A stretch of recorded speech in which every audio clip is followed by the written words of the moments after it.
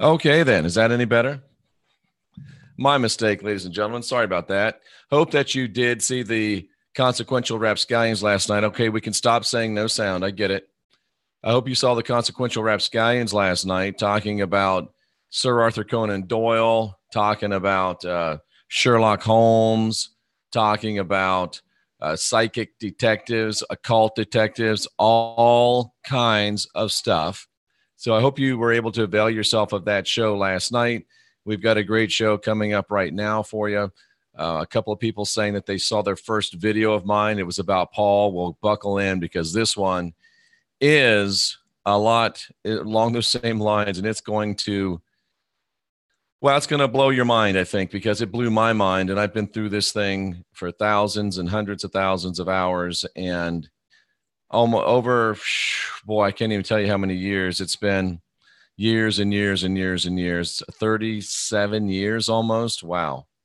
And still discovering, still learning, still growing. And if you're not, then it makes you wonder, what the heck are you doing? If you still believe the same things you believed 5 years ago, even, and there's been no growth and development, I think you've got to begin to wonder about yourself.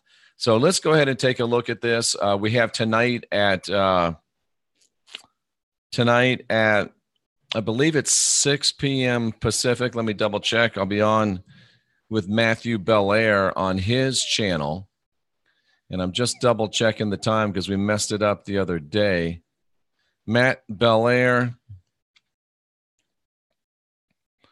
You'll have to stay tuned because I can't find the email right now. There it is.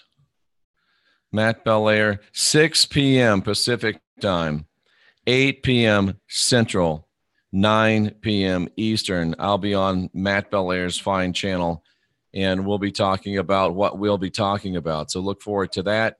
I've also got a great podcast coming up later today after we finish this one about the kiss. Judas, Jesus, Thomas, who was it? Why was it? Great things to think about, great things to process. Hello to you in Slovenia. Love right back to you. Just rounded off 100 years. Thanks, Mark.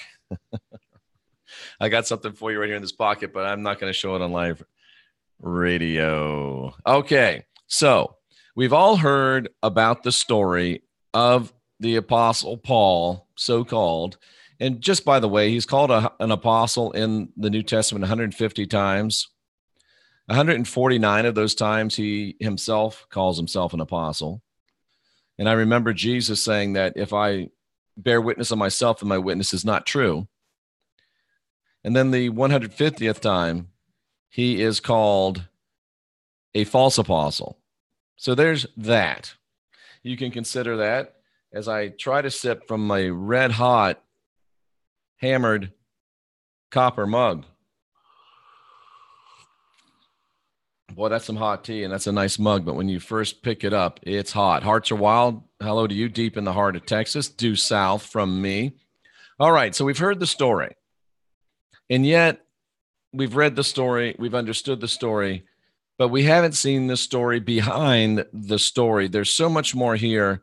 And we don't understand this stuff until we actually get into the original language and look at the original words in the original language. Because these books were written to real people, ladies and gentlemen. They were written to real people in that time. They were written to real people within their cultural and historical context. And so the first thing we notice is that Saul, who was to become the so-called self-proclaimed Apostle Paul, he was breathing out threatenings. He was breathing out slaughter against the disciples of the Christ, people that were hearing the Christ message, leaving the synagogue, leaving the temple, gathering together unto themselves. They were leaving the temple, and Paul is breathing out threatenings and slaughter against them. He had just been to the high priest to get authorization via the high priest from Rome to bring people bound to Jerusalem. He would kill them or he would arrest them and bring them to trial in Jerusalem. And you have to understand something, folks. These people that Paul was killing, these people that Paul was arresting, they weren't rabble rousers. They weren't being seditious. They weren't rioting. They weren't fighting. They weren't causing any problem whatsoever. The only thing they weren't doing is they weren't going to the temple anymore. They weren't paying money to the temple anymore. They weren't going to the sacrifices anymore. In most cases, they were still going even to the synagogue. They just weren't paying anymore. But when the temple is the center of not only your spiritual/religious culture, but it's also the center of your financial business model, people bringing their money to that temple 7 times a year at least, people coming to that temple, paying for the sacrifices, paying for the ordinances of worship. That's what drove the Jewish economy. That's what drove the economy in Judea.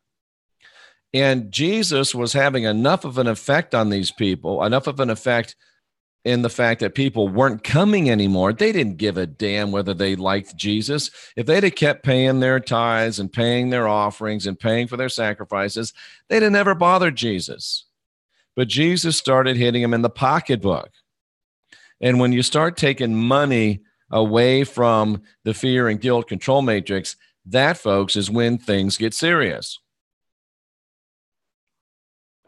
As K.W. Harris just astutely said, Paul was basically a tax collector for the church. And he was, at least in this sense. So he's going out trying to round up people. And basically he was going and saying, look, will you pay what you haven't been paying? If they said no, he would either find out if he could get the money from them. If he thought he could get the money from them, he'd take him back to Jerusalem. In effect, hold him hostage. If he didn't think he could get the money from them, he would just kill them. So, yeah, a debt collector. Is it a debt? Is it a tax? Well, tomato, tomato, right? So Paul is journeying, and, they talk about the road to Damascus. He wasn't going to Damascus. He was coming from Damascus to Antioch. That's important because he had been to Damascus, and he was coming to Antioch where he was going to set up his spiritual center, so to speak. So let me go ahead and share this with you again. So Saul is headed from Damascus to Antioch. And he's on his journey, and this is exactly opposite. He wasn't going to Damascus. He was going to Antioch, but it doesn't really matter. There shined about him a light from heaven, ladies and gentlemen. Let's look at this into the interlinear now in verse number 3. A light shone around him from heaven. And you can either go up here if you're studying and go to Acts 9:3, or if you like, you can go 9:2, and you can go 9:3. How about that? And just to prove my point, he went and got letters in Damascus to take back to Antioch. So just so you know that I know what I'm talking about. All right, Acts 9:3. He's walking down this road, or he's riding. I've always wondered if it was a camel or if it was a donkey, talking with folks that are experts in the area. Probably was a donkey. So he's riding on a donkey, and suddenly there flashed around him a light from heaven. This word right here, flashed around from heaven. It's only used a couple of times in the New Testament. And the other time it's used is at the so-called resurrection of Jesus, where that light being comes and sits upon the stone and rolls the stone away, the root word for this. So it really makes us a very interesting context, because we've proven, and you can look on this on this channel for the videos, that when that light flashed around at the beginning, it's actually used 3 times. I'll show you the other time. At the resurrection, it was identified as a messenger of the Lord that was able to move a stone, that was able to cause earthquakes, and the same messenger that appeared at the crucifixion when the sun was blocked out. But the other place that this is mentioned, and I find this exceedingly interesting as far as actually looking at what things really mean, Jesus mentioned it when he said, I'll just show you exactly what he said.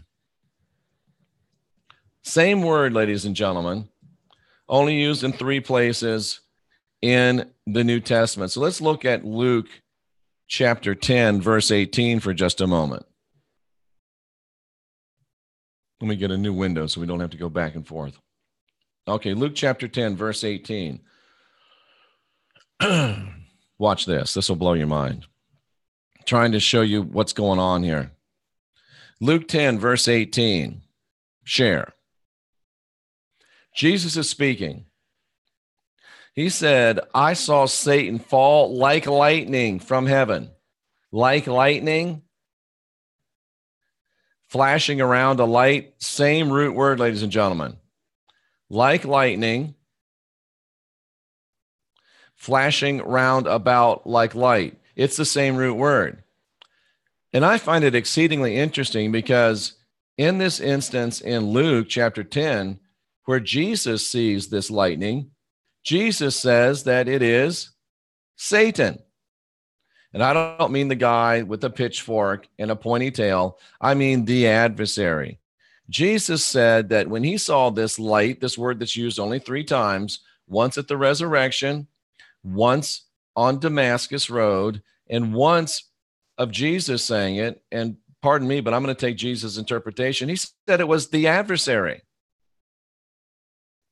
He said it was his adversary, his main adversary, because it has the definite article, ladies and gentlemen. It wasn't just any adversary.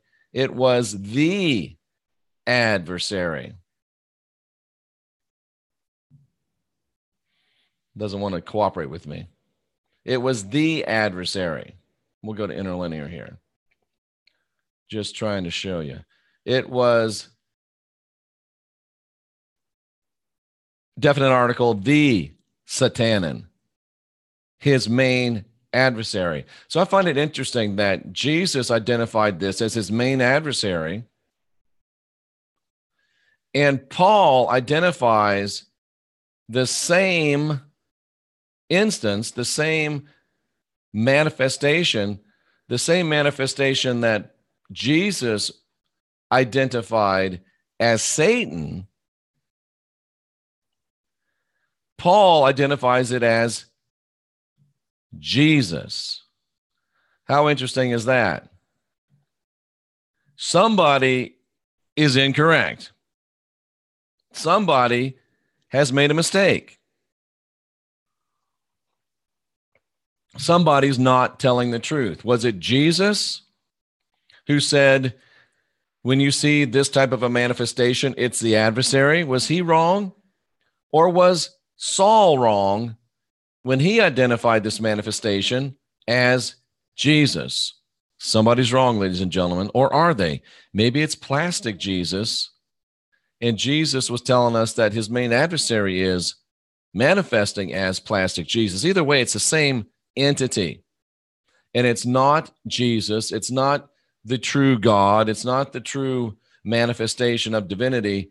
It's a false entity. That should make you consider. That should make you think. That should make you wonder. That's one of those things that should make you go, especially if you're still a Christian, especially if you're someone that still wants to believe that the Bible is the inerrant word of God to man, every jot, every tittle, every line, it's all true. Well, if it's all true, then how do you reconcile that Jesus said it was an adversary and Paul said it was Jesus? Oh, is Jesus Paul's adversary? Ooh, indeed, ladies and gentlemen, he is. But that's not even what I'm here to tell you about tonight, this morning, this afternoon, wherever you are. That's not even what I'm here to tell you about. What I'm here to tell you about is this, ladies and gentlemen.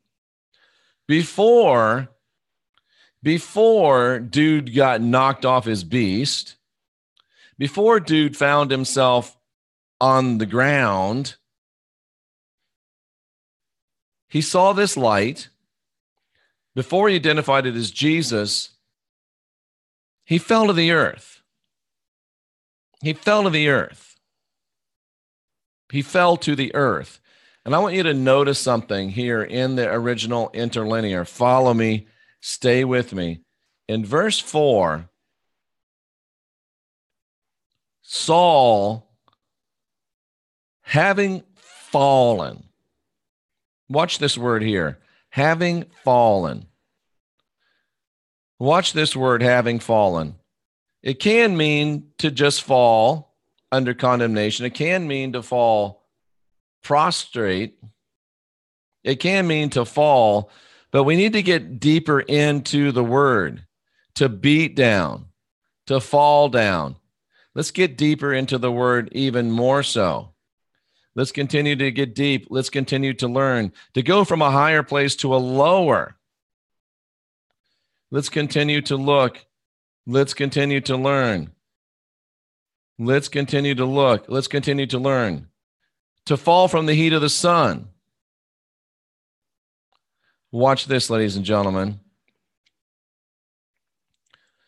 To fall under the attack of an evil spirit. To fall dead suddenly. To decay as a corpse. Wait a second. We could very accurately render this verse to say that Saul of Tarsus came under the attack of an evil spirit. He fell dead suddenly, and he began to decay like a corpse. Now, when Jesus said that this type of manifestation of light is the hallmark of his great adversary, the great adversary of Christ, would that not be an attack of an evil spirit? Wouldn't a spirit that resisted the spirit of the Christ be, by definition, an evil spirit? And it says that Paul may well have fallen dead suddenly, began to rot like a corpse. Now, watch this. This is why I think, and I think I can prove, and I think that it's right, that he did die on the road to Damascus. Because watch this. Right here it says Saul, right? And Saul. Down here we got Saul, Saul, right? This is how deceitful and devious the rulers of the fear and guilt control matrix are. They know that almost none of you are going to look this deep into this verse. They know that, oh yeah, Jeff's got maybe 33,000 subscribers. How many of them are really going to watch this video? And how many of them are really ever going to take the initiative to do what Jeff is showing them to do? They're banking on you being lazy. They're banking on you wanting to just suck at the teat. They're banking on you wanting to watch Kim Kardashian's big booty. They're banking on you wanting to watch football, baseball, basketball, hockey. They're banking on you wanting to play video games and take pictures of yourself and post them on Snap and Instagram. That's what they're banking on. Because they put this out here in plain sight, knowing you'll never know it, and you still don't know what I'm talking about.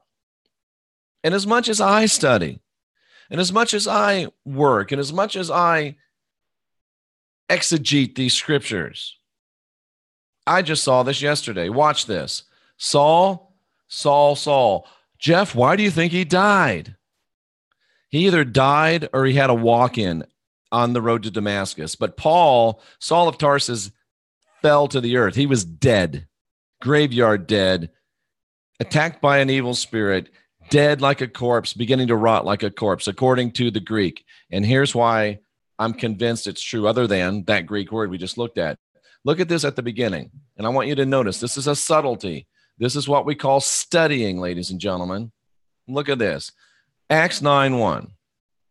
You see the word Saulos, okay? You see the number 4569. That's the Greek word that the number that corresponds to this Greek word. This is in Strong's exhaustive concordance of the New Testament. That's a book that lists every word that's in the Bible and gives you exactly what it means. See, you don't even know what that means. How far have we fallen? 4569, Saulos, right? 4569, Saulos. Now watch over here. Remember 4569, Saulos. Watch over here in verse number 4.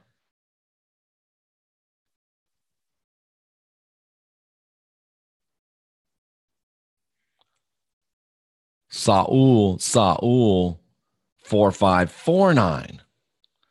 4549. Let me show you again. Saulos, 4569.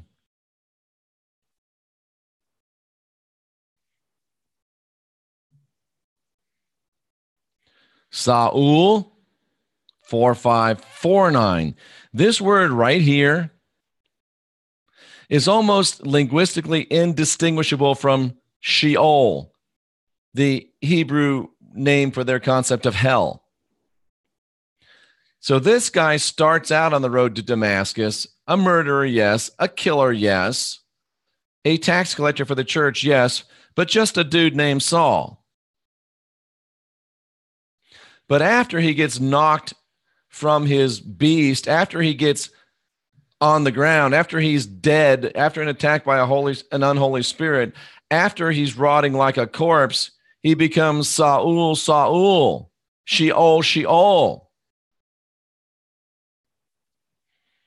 Unless you think that I am straining at this, let me show you the definition of those words.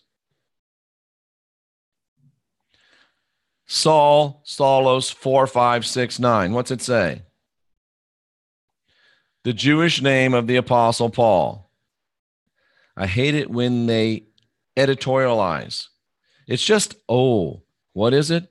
It's a modified form of Saul. A modified form.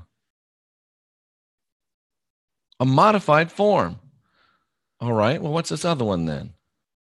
Let's go to chapter 4 or verse number 4. What is Saul?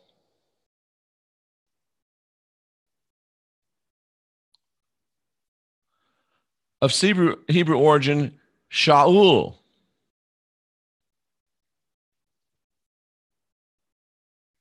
It also harkens back to the first king, or one of the first king of Israel, Saul, who was a bad guy, an Edomite.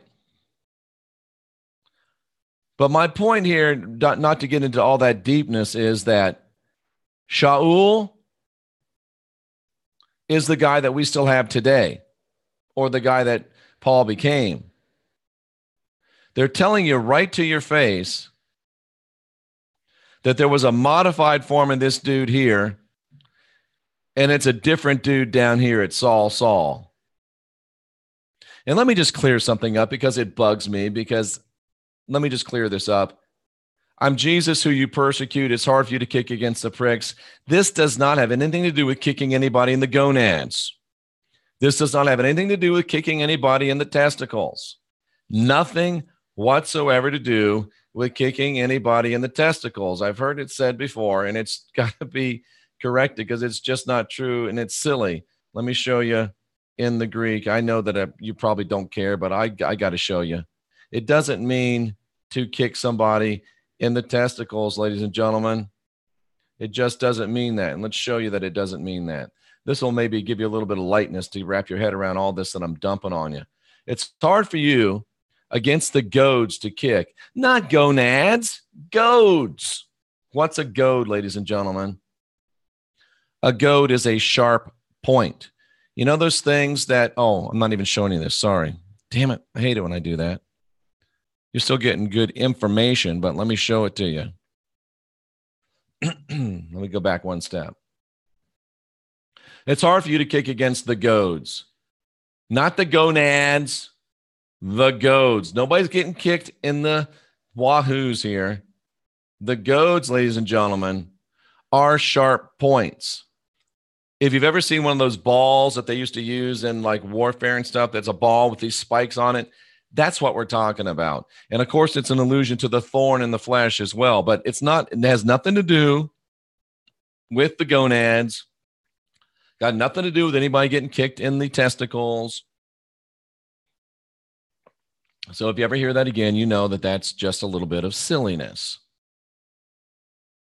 But getting back to the serious nature of our discussion,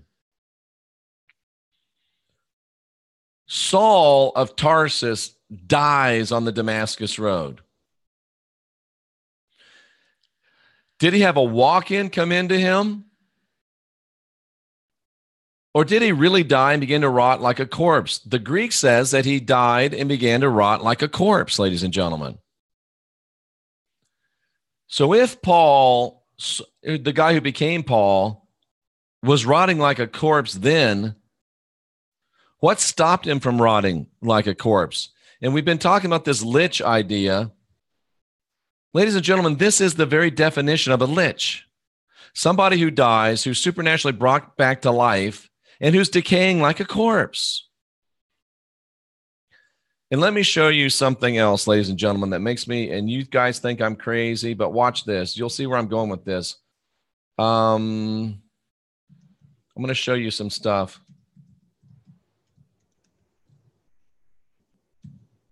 And this will be a little bit of a longer show. Okay, watch this, ladies and gentlemen. This is why you watch me. This is why you're here, because you don't know this stuff, and I bring it to you, and you can now make your own decisions. Paul was very horribly physically disfigured. Physical ailments, disfigured. What did Paul look like? He was disfigured. Paul had a socially debilitating disease or disfigurement.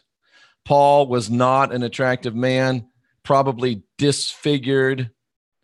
Paul had a physical weakness and a disfigurement. Paul had terribly disfigured body. Paul had a brutally disfigured, and these are people that worship Paul, well, except for this guy. Paul was horribly disfigured, ladies and gentlemen. Paul was disfigured. I'll have to check this site out. I've never seen that one. We should get that guy on the show. That's hilarious. Paul was deformed. He couldn't see. He couldn't write. He had to get Luke to write for him. Horribly disfigured. Couldn't see, couldn't write. Some even say leprosy. The guy was horribly disfigured. Let me ask you something, ladies and gentlemen. If you put A plus B plus C together, if you died on the road to Damascus, if you started to rot like a corpse, wouldn't it make sense that you would appear to be awfully disfigured? I'll guarantee you one thing. He didn't look like Jimmy Caviezel. Paul was deformed. Paul was disfigured. Because Paul was dead, cousin. Dead. Rotting on the ground. They said there in Acts chapter 9, the original Greek language. Dude was dead. Which brings me to this understanding and wondering.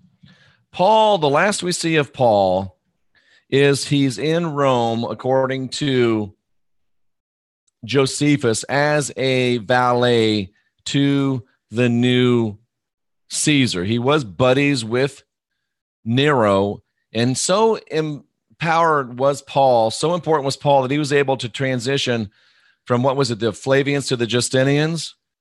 He was able to make a change, not from pope to pope, but from one house of popery to the next house of popery. So the last thing that we see of Paul is that he is in Rome, living the high life as Jerusalem burns. So my question is, if Paul is a lich, if we don't ever hear of him dying, and if, I know this is crazy, folks, but how many of us have heard of the Black Pope? How many of us have heard of the Black Pope? Many people call the superior general of the Society of Jesus the Jesuits, more podcast excellence coming.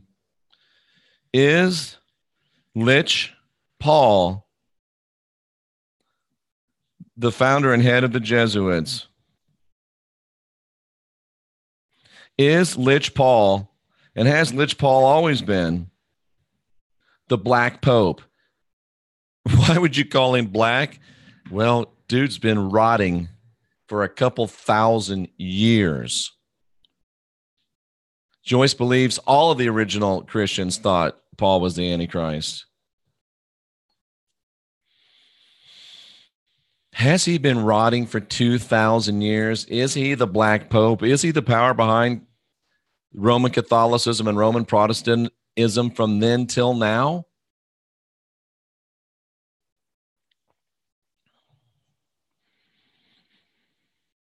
All I know is that he died on the road to Damascus. All I know is he was rotting like a corpse on the road to Damascus. All I know, he was attacked by an evil spirit. All I know is that there's no real discussion of his death. I know they say they've got the grave up there, and you got to remember, everything Peter is really Paul, because that's how the name change of the Pope got started. Paul was the first Pope. He changed his name to Peter.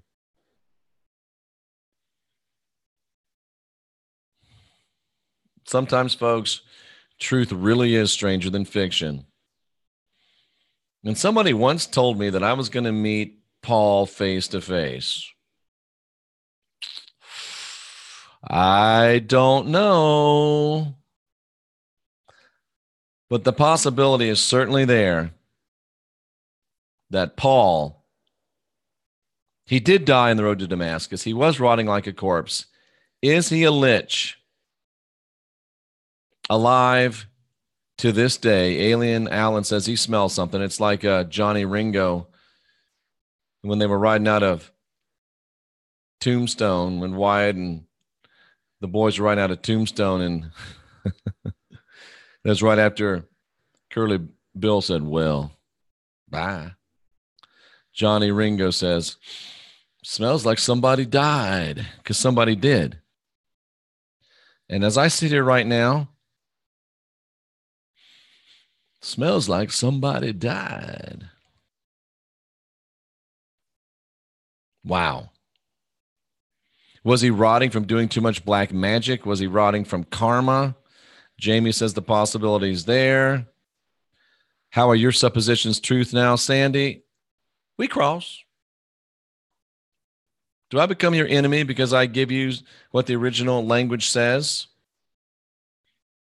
He smells like the corpse from the Mummy movie.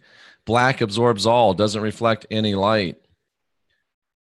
Could he be the serpent the church worships? Ooh. And if you think about that messed up dude on the stick they worship, wow, black also means hidden. Thank you, Brenda. Black Pope controls the black hand. Detective Jeff, Black Pope. Is Paul the Pope? Is he the power behind the Pope? Elvis didn't fake his death, Jamie. There's no way. No one looks as good as Jimmy C. Jimmy's a good guy, too. Why choose decaying like a corpse? It's either that or be dead. That's what it is when you become an immortal lich being.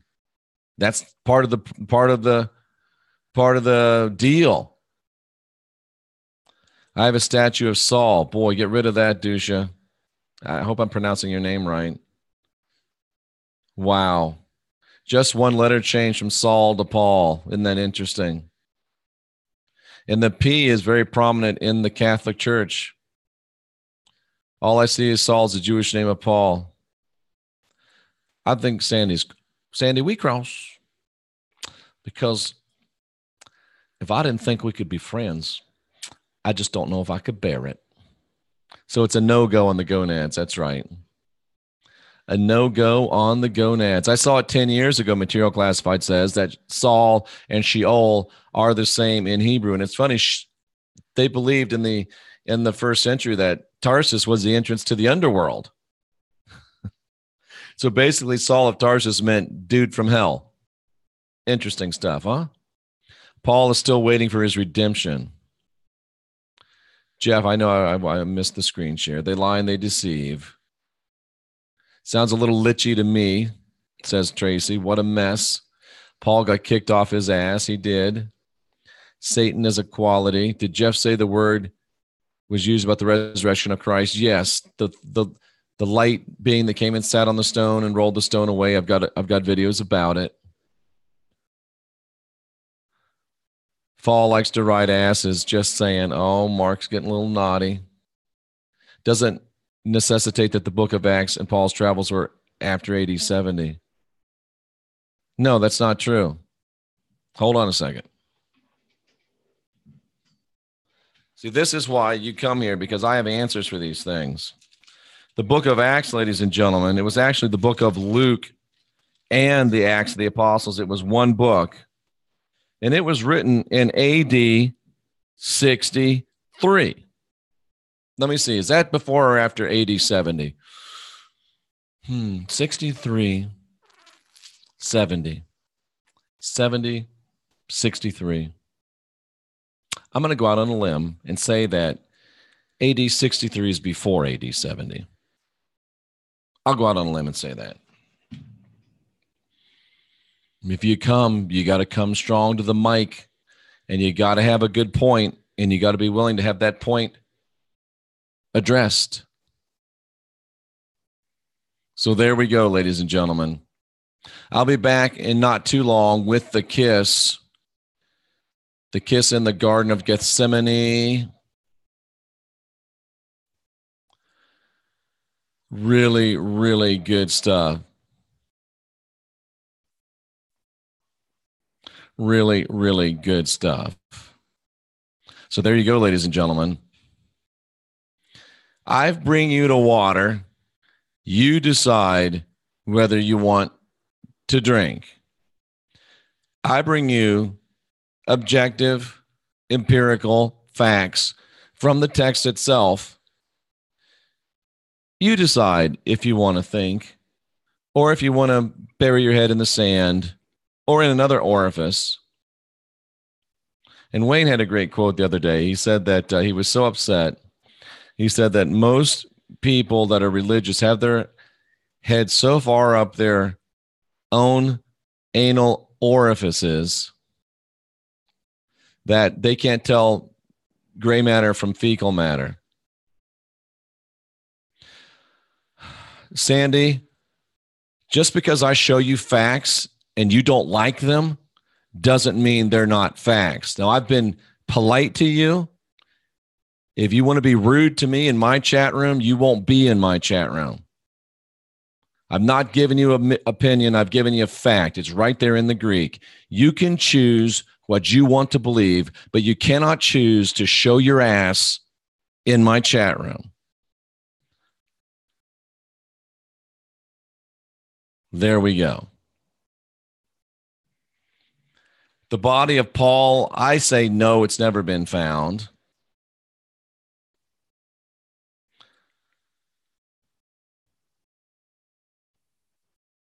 Please do a video about Jesus getting caught naked with a little boy. I don't think he ever was, so can't do a video about that. All right, ladies and gentlemen. That was good stuff. And I hope I made you glad. If I didn't make you glad, I hope that I at least made you mad. Ladies and gentlemen, this is what it looks like to guide your own spirit, to master your own ascension, and to be your own guru. I think he is still hidden in the Vatican, Bellstar. This is what it means to be your own guru. This is the inside job.